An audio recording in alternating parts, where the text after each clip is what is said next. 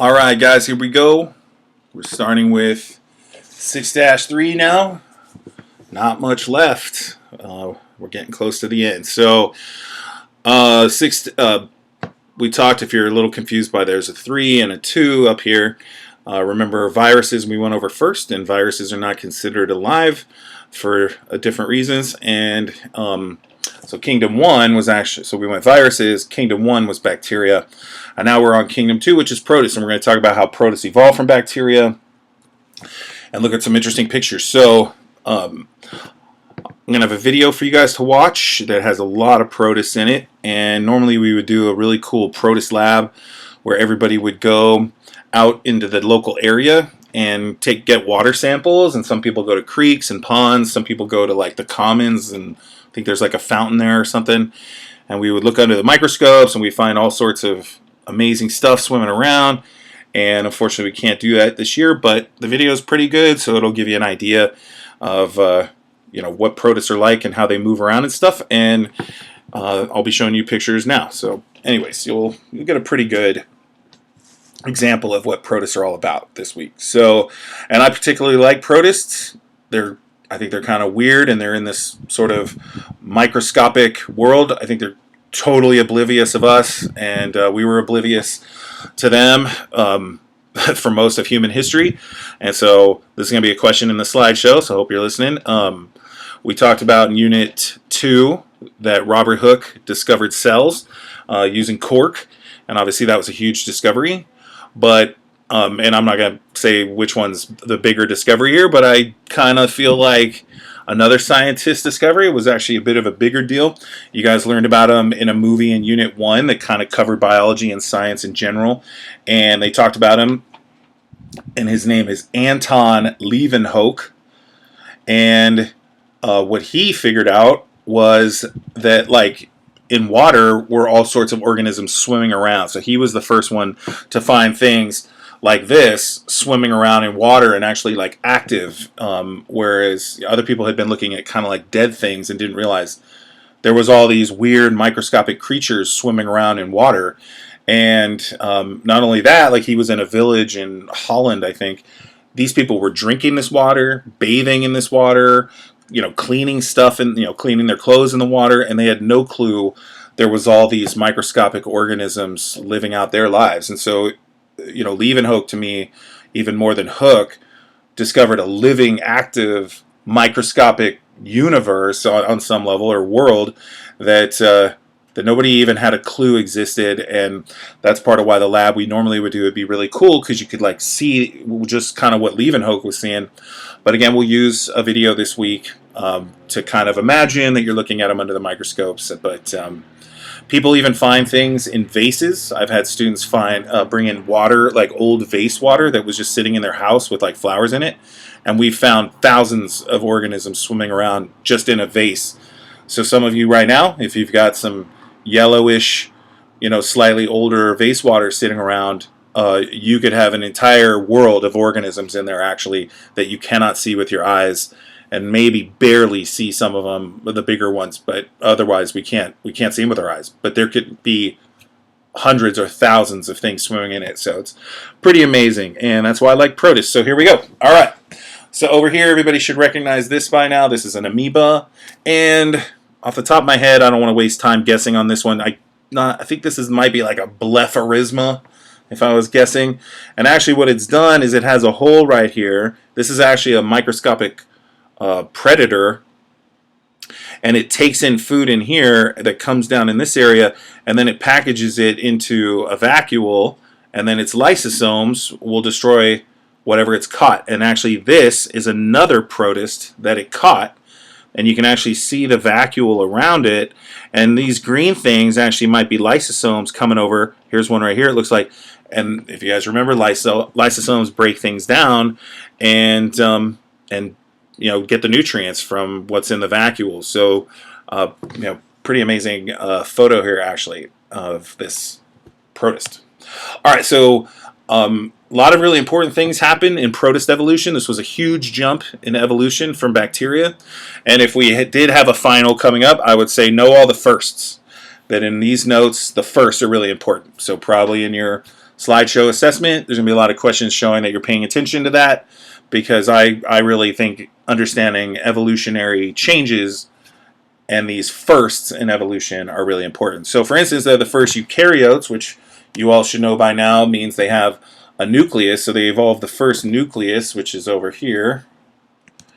They're also the first organisms with organelles. So here in our picture, we've got lysosomes and endoplasmic reticulum and Golgi apparatus, a whole bunch of stuff that bacteria do not have. And they can be unicellular, but they're also the first multicellular organisms. And I find I'm on a debate with this one. I don't know if I agree with some viewpoints on this, but some scientists say that like seaweed, including the big seaweed like kelp and stuff, is actually a protist. But I'm still sort of on the fence on that one. But those are pretty big organisms. But most protists are seen as unicellular. Pretty sure the video, I haven't watched the whole video yet, but pretty sure the video you're going to watch isn't really going to show multicellular protists that much. Okay, protists can move using a flagella, which is right here. This is a microtubule that comes out. We've learned about flagellas before. The video will actually show this specific type of protist, and there's this little red thing, which we'll talk about later, that's also discussed in the video. All right, we also learned about cilia in Unit 2, and so now we have lots of little hairs, and these are protists called paramecium that are actually protists, or are actually predators, and they will swim around and hunt for other little protists and maybe even like bacteria and stuff. And so they use cilia to swim around to do that. So here we have a light microscope over here. So where we can see through it, and then you guys should remember the electron microscopes are where we can't see through it, but we get these really cool 3D images of the outside. So you can see here that the cilia is all around the paramecium, not just on the edges like this looks like. So this is more of a 360 or sort of like 3D kind of view where we can see what it looks like.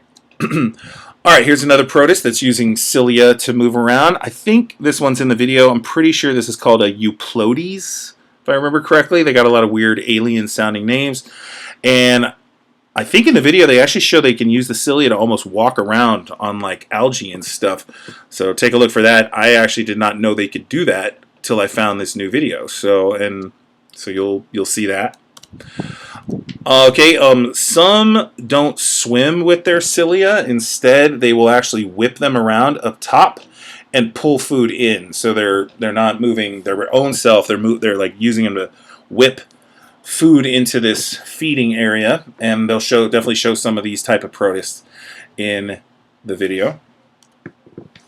And they also talk about amoebas in the video. So amoebas are different. They use what are called pseudopods, which means like false foot, if we translate that word. And what they do is they stretch their cell membrane and then kind of drag themselves around. And so here's a drawing where we can see some different pseudopods. And then here's a photograph where we can also see some pseudopods kind of stretching out from the amoeba. And here's an amoeba. It's moving to the right in this photo.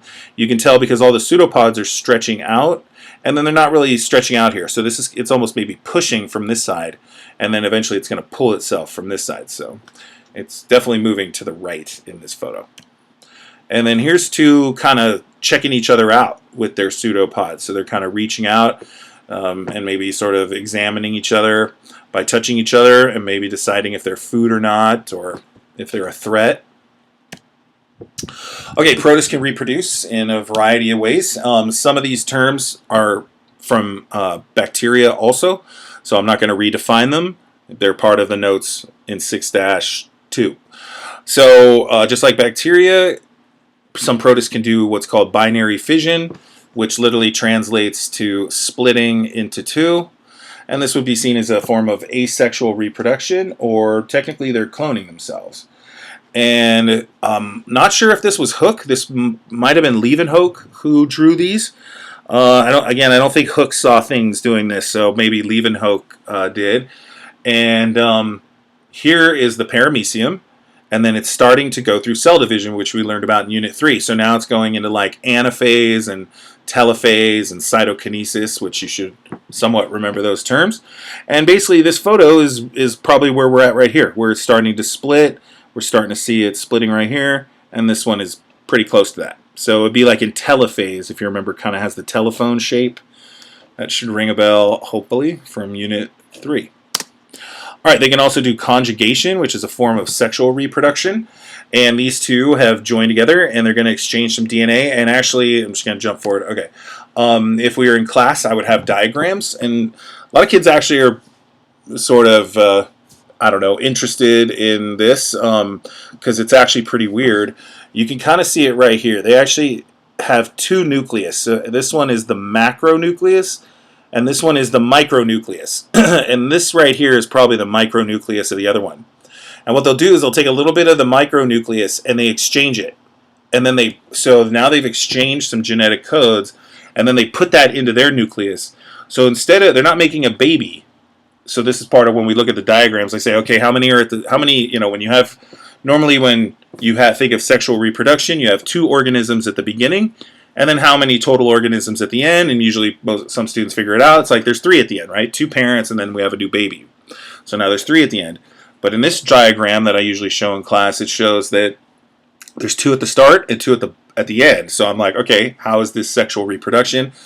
And what they're doing is any exchange of DNA is automatically, or sharing of DNA is automatically considered sexual. So what they're doing is they're taking the micronucleus from the other one, putting it into their own macronucleus, and changing themselves, basically. And as opposed to making a baby, they've just changed themselves. And then they can do binary fission and clone new versions of this new self. So it's kind of weird. It's definitely not what most people would think of as far as sexual reproduction is concerned. Okay, and then I'm going to stop the video after fruiting bodies, because I think it's about 12 minutes now. So a fruiting body is a sexual structure in a protist called slime molds, and what they do is they release haploid spores, which we learned about haploids in Unit 3, and haploids are gametes, meaning they're sexual cells, and spores are kind of generic. They're not male or female, like sperm and eggs are male and female. Spores are kind of generic, so if they find another spore, they can just merge with it regardless of what kind, as long as it's the same species. And so there's definitely some weird fruiting bodies on slime molds. To me, this one looks like a little weird forest. Like if we shrink ourselves down, kind of looks like a weird forest with like eyeballs on the trees or something. These are some other ones, kind of weird, like looks kind of jelly-ish in a way. There's just another type, so just showing they can look really different from each other. Here's another one, kind of a cool dark black color. Almost looks like obsidian stone. Here's another one, just all sorts of different types. Another one looks like little blueberries sitting on a stalk or something. Okay, I'm going to stop there just so it doesn't get too long, the video, or it won't upload. Let's see.